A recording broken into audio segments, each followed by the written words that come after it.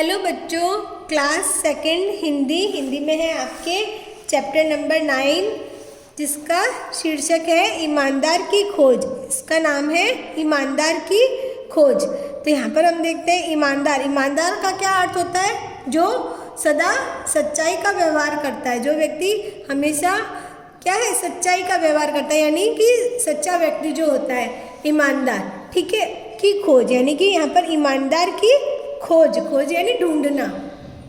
ठीक है, तो आइए हम इस चैप्टर को पढ़ते हैं। बहुत पुरानी बात है, कन्नौज में एक राजा राज्य करता था।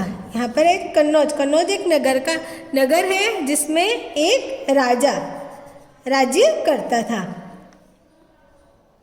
वह एक अच्छा राजा था। वह राजा जो था बहुत ही अच्छा राजा था। इसमें बताया गया राजा है वह बहुत ही अच्छा राजा था, इसलिए प्रजा भी उसका आदर करती थी। इसलिए जो वहाँ की जो प्रजा जो थी, जनता, वहाँ की जो जनता थी वह भी उसका आदर करती थी। आदर यानी रेस्पेक्ट, जैसे कि बड़ों का रेस्पेक्ट करते हैं ना, तो वैसे ही यहाँ की सारी जनता जो है राजा की जो है आदर करती थी। राजा का एक पुत्र था। कौन था? एक पुत्र था। पुत्र यानी बेटा। राजा की तरह वह भी गुणी और प्रजा को प्रेम करने वाला था। जैसा राजा था गुणी था, गुणवान था, उसमें बहुत ही अच्छे गुण थे। और प्रजा को प्रेम यानी कि वहाँ की जो जनता थी वहाँ पर, तो उस प्रजा को प्रेम करने वाला था। प्रेम यानी प्यार। वह जो राजा की, जैसे राजा अपनी प्रजा को, राजा जैसे गुणी था, गुणवान था और अपनी प्रजा से प्यार करता था, वैसा ही उसका जो बेटा था वह भी गुणी था और साथ में प्रजा को प्रेम करने वाला था। प्रजा भी राजकुमार को प्रेम करती थी। और वो जो राजकुमार जो था, राजा का जो पुत्र है कौन है? राजकुमार, प्रेम करने वाला था। प्रजा भी राजकुमार को प्रेम करती थी। अब राजा बूढ़ा हो चला था। यहाँ पर बताया गया अब राजा जो है बूढ़ा हो गया।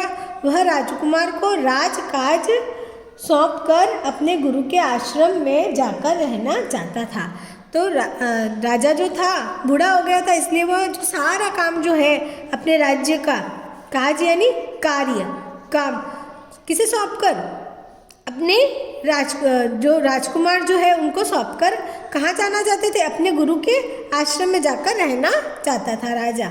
इसलिए वह राजकुमार के लिए एक स्वामी भक्त और ईमानदार मंत्री चाहता था।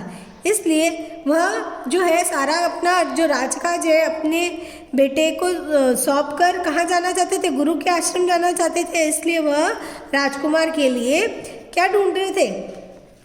एक स्वामी भक्त और ईमानदार मंत्री चाहते थे। स्वामी भक्त यानी कि जो अपने मालिक का अच्छा भक्त हो, ईमानदार हो, जो हमेशा सच का आचरण करे। ऐसा मंत्री जो उचित परामर्श दे, और ऐसा मंत्री चाहते थे जो उचित परामर्श यानी कि एकदम सही सलाह जो देने वाला हो और झूठी प्रशंसा ना करे। और कभी भी जो झूठी प्रशंसा यानी तारीफ, कभी भी झूठी तारीफ नहीं करे और अच्छी सलाह दे।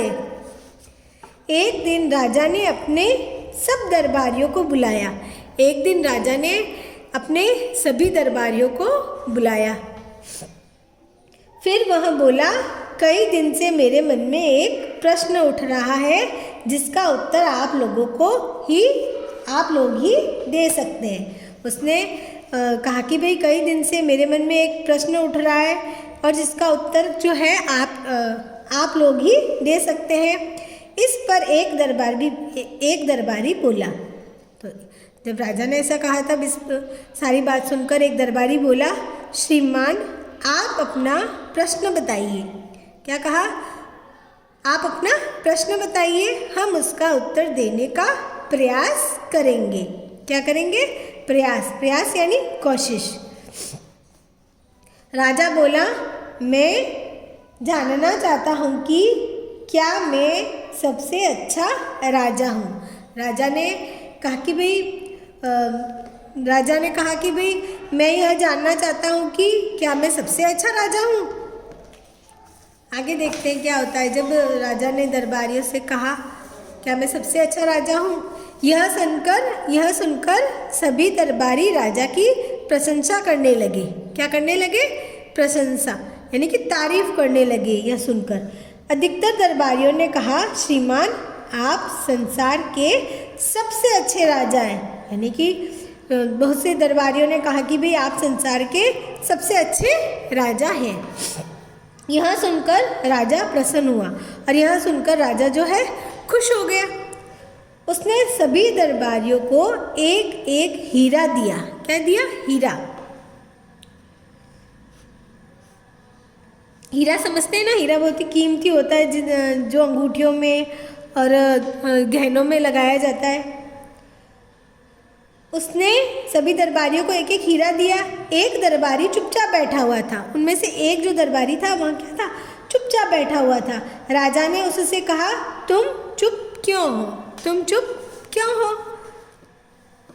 वह दरबारी बोला, श्रीमान क्षमा करें। क्या कहा? श्रीमान क्षमा करें। क्षमा करें यानी माफ़ करें।